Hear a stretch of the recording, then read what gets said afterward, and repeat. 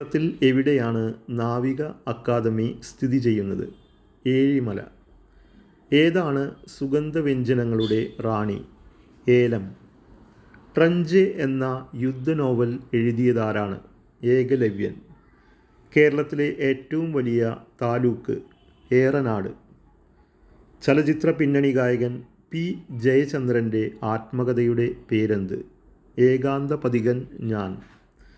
ഏതാണ് കേരളത്തിലെ ആദ്യത്തെ സ്വകാര്യ ടെലിവിഷൻ ചാനൽ? ഏഷ്യാനെറ്റ്. ഐക്യ കേരളത്തിലെ ആദ്യ നിയമസഭ അധികാരമേറ്റത് എന്നാണ്? ഏപ്രിൽ 5, 1957.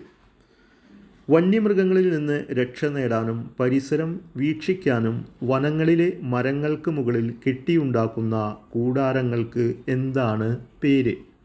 ഏറുമാടം. ഖസാക്കിൻ്റെ ഇതിഹാസം എഴുതിയതാര്? ഒ. വി. വിജയൻ.